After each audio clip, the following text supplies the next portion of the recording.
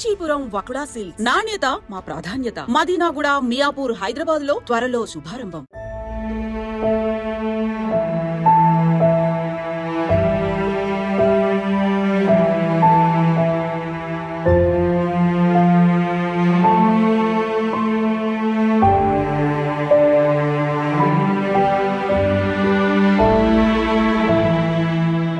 కాకినాడ విషాదకర ఘటనకు సంబంధించి పోలీసులు అప్డేట్ కూడా చెప్పడం జరిగింది. మనుషులు ఇప్పటివరకు పగలతో హత్యలు చేసుకోవడం, లేకపోతే ఏదో సాధించలేకపోయామని ఆత్మహత్యలు చేసుకోవడం మనం విన్నాం. కానీ ఈ కేసులో ఇద్దరు పిల్లలకి కళ్ళకు గంతలు కట్టి, కాళ్ళు చేతులు కట్టేసి 2 నీళ్ల బకెట్లలో ఇద్దరు పిల్లల్ని కూడా ముంచి తాను కూడా చనిపోయినటువంటి ఒక తండ్రి గురించి మనం గత 2 రోజులుగా మాట్లాడుకుంటూ ఉన్నాం. ఈ విషాదకరమైనటువంటి ఘటన చాలా బాధాకరం. ప్రతి ఒక్కరి కళ్ళంట కన్నీళ్లు పెట్టించింది. ఆఖరికి తండ్రి ఇలా చేసి ఉండడు అని కొంతమంది వాదన వినిపిస్తూనే ఉన్నారు. కానీ కేసు ప్రైమరీగానే అతను రాసినటువంటి సూసైడ్ లెటర్లో రాసి ఉన్న వాస్తవాలను బట్టి ఆయనే ఆ ఇద్దరు పిల్లల్ని అలా చంపేసి కన్న తండ్రి తాను కూడా ఆత్మహత్య చేసుకున్నాడు అని పోలీసులు నిర్ధారించినప్పటికీ కొంతమంది దీనిపైన రకరకాల విశ్లేషణలు మొదలుపెట్టారు. అసలు ఆ పిల్లల్ని చంపినప్పుడు తల్లి ఏమైంది, ఆయన కూడా చనిపోయినప్పుడు ఆమె ఏం చేస్తోంది అని రకరకాల విషయాలు బయటికి, అంటే ఒక్కొక్కరు ఒక్కొక్క రకమైన వాదన వినిపిస్తున్నారు. ఫైనల్గా నిన్న ఈవినింగ్ కాకినాడ ఏఎస్పీ గారు కూడా ఈ కేసుకు సంబంధించినటువంటి పూర్తి వివరాలు మీడియా ద్వారా వెల్లడించడం జరిగింది. పిల్లల యొక్క కాళ్ళు చేతులు యొక్క పురికొసతోటి గట్టిగా 2 కూడా కదలకుండా కట్టేయటం, అదేవిధంగా కళ్ళకి కూడా గంతలు కట్టాడు. పిల్లల్ని ఏదన్నా ఆట ఆడదామనేటువంటి మభ్య పెట్టి జాగ్రత్తగా ట్రాప్ చేసి కళ్ళకి గంటలు కట్టిన తర్వాత కాళ్ళు చేతులు టైట్ చేసి వీళ్ళని తీసుకెళ్ళి బకెట్లో ముంచేస్తే అది ఊపిరి ఆడక ఆ పిల్లలు అక్కడ అందులో బకెట్లో చనిపోవడం జరిగింది. చాలామంది పిల్లల పట్ల ఆయనే కాలయముడుగా మారిన కన్న తండ్రి అని, కసాయిగా మారిన కన్న తండ్రిని, ఇలా రకరకాల మాటలు అంటున్నాం.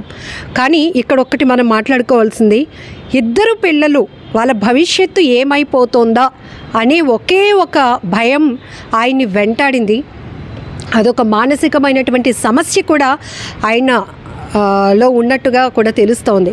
సో అటువంటి మానసికమైనటువంటి సమస్య వల్లే చిన్న విషయాన్ని కూడా చాలా పెద్దగా భూతద్దంలో పెట్టి చూడటం, ఫ్యూచర్లో ఏమైపోతుందో, మనం ఏమి సాధించలేకపోతున్నామా, మనకన్నా పక్కనున్న వాళ్ళు చాలా స్పీడ్గా పరిగెడుతున్నారు, మనం పరిగెట్టలేకపోతున్నాం, అంటే వాళ్ళతో మనం పోటీ పడలేకపోతున్నాం, ఇది మన చేతగానితనమని ఆలోచనతో చాలామంది ఆత్మహత్యలు చేసుకుంటున్నారు. ఇలాంటి వాస్తవాలని ఇంతకుముందు మనకి ఎప్పుడు ఇలాంటి సూసైడ్లు కానీ అప్పుడప్పుడు జరుగుతుండేవి, దానికి బలమైన కారణాలు ఉండేవి. కానీ తరచుగా గత కొన్ని సంవత్సరాలుగా మనం చూస్తున్న ఆత్మహత్యలకి కారణాలు ఎగ్జామ్ రాసి వచ్చినటువంటి విద్యార్థిని తాను ఆ ఎగ్జామ్ సరిగ్గా రాయలేదని ఇంట్లో వాళ్ళకి చెప్పలేక ఆత్మహత్య చేసుకుంది, లేకపోతే తండ్రి సెల్ ఫోన్ చూడొద్దన్నాడని కన్న కొడుకు తట్టుకోలేక ఆత్మహత్య చేసుకున్నాడు. ఇక్కడ ఆత్మహత్యగానే చూస్తున్నాం, కారణాలు కూడా చాలా చిన్నవి. ఇప్పుడు ఈ విషయంలో కూడా ఈయన ఓఎన్జీసీలో అసిస్టెంట్ అకౌంటెంట్గా పనిచేస్తున్నాడు. నిన్న పోలీసులు చెప్పినటువంటి డీటెయిల్స్ ప్రకారమే నేను చెప్తున్నాను. 1,50,000 జీతం ఆయన సంపాదిస్తున్నాడు. ఇద్దరు పిల్లలు, జోషిల్ 7 ఇయర్స్ అబ్బాయి ఫస్ట్ స్టాండర్డ్ చదువుతున్నాడు, నిఖిల్ 6 ఇయర్స్ అబ్బాయి యూకేజీ చదువుతున్నాడు, అలాగే భార్య తనుజ, ఈయన పేరు చంద్రకిషోర్. ఇదంతా కూడా మీ అందరికీ తెలిసిన విషయమే.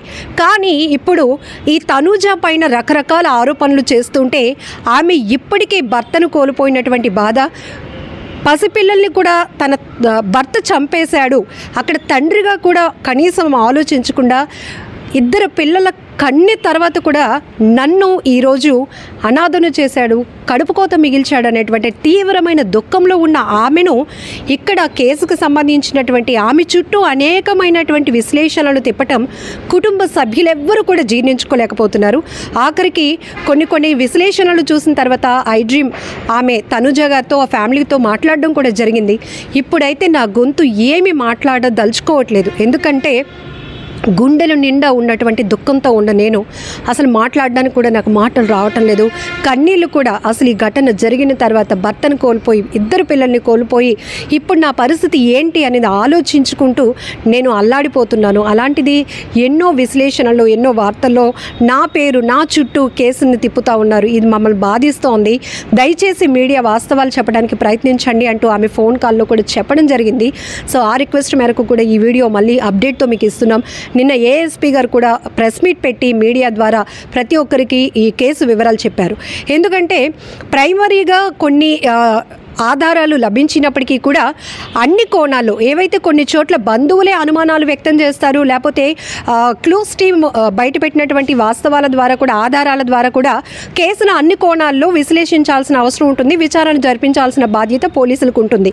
అయితే ఇక్కడ ఆయన సూసైడ్ లెటర్ రాసి అందులో ఎందుకు చనిపోతున్నాను, ఎందుకు నా పిల్లలిద్దరినీ కూడా బకెట్ నీళ్ళల్లో ముంచి చంపేశాను, నా భార్యని ఒంటరి చేశాను అని ఆయన చాలా స్పష్టంగా సూసైడ్ లెటర్లో రాశారు అని పోలీసులు చెప్తున్నా ఈరోజు సొసైటీలో కొంతమంది దాన్ని నమ్మటానికి ఇష్టపడటం లేదు. కాబట్టి నిన్న వెరీ క్లియర్గా ఒక ప్రెస్ మీట్ కూడా పెట్టారు.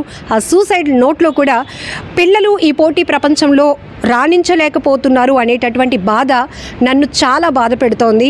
ఆ మానసికమైన ఒత్తిడి నేను తట్టుకోలేక, కానీ నా భార్య చాలా ప్రేమగా చూసుకునేది అంటూ కూడా భార్య కోసం కూడా ఒక మాట ఆయన మెన్షన్ చేయడం జరిగింది. ఓఎన్జీసీలో జాబ్, 1,50,000 జీతం, సొంత ఇల్లుంది, బంధువులు, అలాగే మృతుడు ఎవరైతే ఉన్నారో చంద్రకిషోర్ వాళ్ళ అన్నయ్య గారు కూడా ఈ కేసు వెంటనే ఆయన స్పందించి ఒక వీడియో బయట కూడా రిలీజ్ చేశారు. అంత పిరికివాడు కాదు మా తమ్ముడు, ఆర్థికంగా కూడా చాలా ప్రొటెక్టివ్గా ఉన్న వ్యక్తే కాబట్టి తనకి ఆత్మహత్య చేసుకోవాల్సిన అవసరం లేదని ఆయన కూడా ఒక మాట చెప్పినప్పుడు ఆ కోణంలో కూడా కేసు తిరిగింది.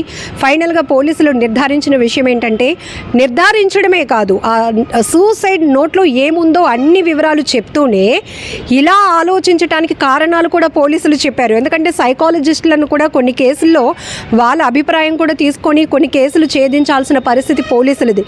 ఎందుకంటే వీళ్ళు ఐపీఎస్లు చాలా ట్రైన్డ్గా ఉండొచ్చు, కానీ ఈ మధ్యకాలంలో జరుగుతున్న క్రైముల్లో చనిపోతున్న వాళ్ళు కానీ చంపేస్తున్న వాళ్ళు, నేరస్తులు వాళ్ళు కానీ వాళ్ళ యొక్క సైకాలజీ ఎలా ఉంది అని తెలుసుకోవడానికి కోసం కొన్ని కేసులు టేకప్ చేయడానికి, ఇన్వెస్టిగేషన్ చేయడానికి కూడా సైకాలజిస్టులను అప్రోచ్ అవుతున్నారు పోలీసులు.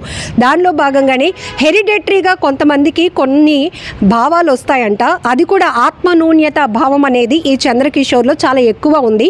ఇది ఒక రకమైన మానసిక సమస్యగా నిర్ధారించారు పోలీసులు. అది కూడా సైకాలజిస్టులు చెప్పడం ద్వారా. ఈ యొక్క తల్లిదండ్రులు ఈ కేసును బట్టి మనం చెప్పేది ఏంటంటే, ప్రజలకి మేము ఇచ్చేటటువంటి సార్ కానీ మేము కానీ ఇచ్చే సందేశం ఏంటంటే, పిల్లల మీద ఈ యొక్క చదువు ఒత్తిడి అనేటటువంటిది ఎక్కువ పెట్టవద్దు. అదేవిధంగా 5th క్లాసు 10th క్లాస్ లోపు వీళ్ళు ఏదో చదివేస్తారు, వీళ్ళు అయిపోతారు అనేటటువంటిది ఆశించవద్దు. 5th క్లాస్ వరకు నార్మల్గా ఉండి 5th to 10th క్లాస్ వరకు అబోవ్ యావరేజ్కి వెళ్ళి ఇంటెలిజెంట్ మంచి మార్కులు తెచ్చుకున్న వాళ్ళు ఉన్నారు. ఆఫ్టర్ 10th క్లాస్ కూడా బాగా మంచి కాలేజీ ఫస్ట్, స్కూల్ ఫస్ట్ వచ్చిన వాళ్ళు కూడా చాలామంది ఉండి తక్కువ మార్కులు వచ్చినప్పటికీ కూడా ఇంటర్మీడియట్ మెయిన్ ఎగ్జామ్లో తక్కువ మార్కులు వచ్చి మంచి ర్యాంక్స్, ఎంసెట్లో మంచి ర్యాంక్స్ పొందిన వాళ్ళు ఉన్నారు. కాబట్టి మనం చిన్నతనంలోనే వీళ్ళ యొక్క భవిష్యత్తుని ఎస్టిమేషన్ వేసేసి ఈ విధంగా చేయటం అన్నటువంటిది కరెక్ట్ కాదని పిల్లల యొక్క తల్లిదండ్రులకి ఇందు మూలంగా మా సారు, మేము, మా ఎస్పీ సారు తల్లిదండ్రులకి ఒక సందేశం తెలియజేస్తున్నాం. కాబట్టి ఏదైతే ఇతను చుట్టూ ఉన్నటువంటి ప్రపంచాన్ని మరిచిపోయి ఏదైతే చిన్న లోపం ఉందో దాన్నే ఎక్కువగా వాళ్ళు హైలైట్ చేసుకుంటూ పూర్తిగా నెగిటివ్ థాట్లోనికి వెళ్ళిపోతారు. దానివల్ల ఒకవేళ రేపు నేను ఏదైనా అయిపోతే నా పిల్లల పరిస్థితి ఏంటి, నా భార్య పరిస్థితి ఏంటి, ఇప్పుడు నాతో పాటు వాళ్ళని కూడా చంపేస్తే హ్యాపీగా ఉండొచ్చు కదా, ఇప్పుడు వరకు మరి ఇంత కష్టపడి ఎఫర్ట్ పెట్టి జాబ్ చేసి పిల్లల్ని చదివించి పెళ్లి చేసుకొని మిమ్మల్ని నమ్మి వచ్చినటువంటి భార్య కోసం కూడా ఆలోచించకుండా స్పాట్ డెసిషన్ తీసుకుంటున్నారు. దాంతో కుటుంబాలు విచ్ఛిన్నం అయిపోతున్నాయి. ఇక్కడ కాకినాడ విషయం కూడా ప్రతి ఒక్కరు ఎందుకు ఇంత సీరియస్గా తీసుకుంటున్నారంటే, ఏ కన్న తండ్రి అయినా పిల్లల్ని అంత క్రూరంగా చంపేస్తాడా అని చాలామంది ప్రశ్నిస్తున్నారు. ఎస్, నేనే చంపాను, దానికి కారణం ఇదే అంటూ ఆయనే సూసైడ్ లెటర్ రాశాడు. సో దానిలో ఉన్న విషయాలే పోలీసులు చెప్పారు, ఆ విషయాలే మీడియా కూడా చెప్తోంది.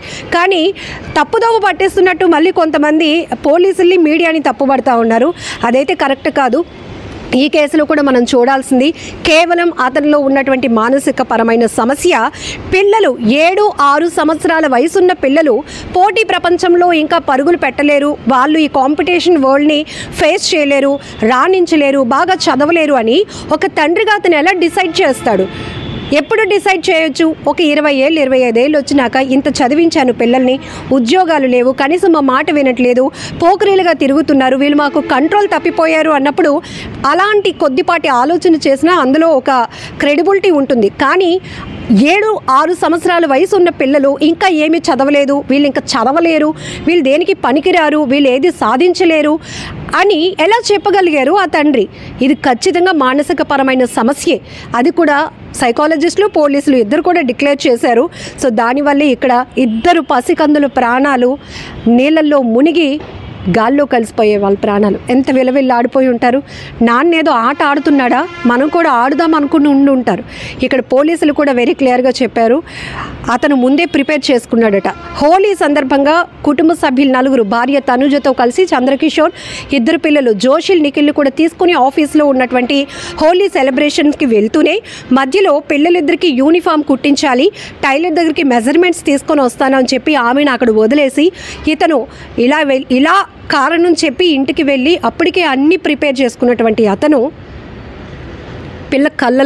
పిల్లల కళ్ళకి గంతలు కట్టేసి, కాళ్ళు చేతులు కట్టేసి 2 బకెట్ ఆ ఫొటోస్ చూస్తేనే ప్రతి ఒక్కరి గుండె పగిలిపోతుంది.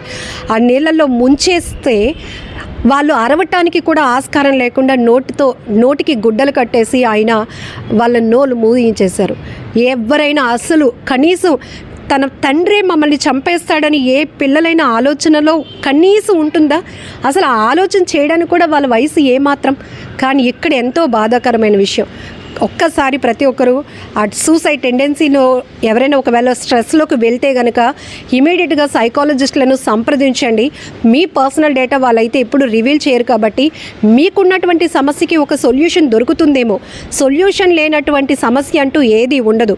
దయచేసి ప్రతి ఒక్కరి జీవితంలో ఒడిదుడుకులు కామన్గా ఉంటాయి, అప్ అండ్ డౌన్స్ అనేవి ఉంటాయి. అన్నీ ఫేస్ చేసుకుంటేనే ఈ పోటీ ప్రపంచంలో ఎవరమైనా రాణించగలుగుతాం. అలా ఇక్కడ చిన్నపిల్లలు రాణించలేరు అని ఆ తండ్రి తీసుకున్నటువంటి కఠినమైన నిర్ణయం, కర్కశమైన నిర్ణయం అస్సలు హర్షించదగింది కాదు కదా. అతని పైన మర్డర్ కేసు, ఆత్మహత్య కేసు కూడా పోలీసులు ఫైల్ చేశారు. ఇప్పుడు ఆ భార్య పరిస్థితి ఏంటి? ఆమెకి దేవుడే ధైర్యం కల్పించాలని మనం కూడా మనస్ఫూర్తిగా కోరుకుందాం.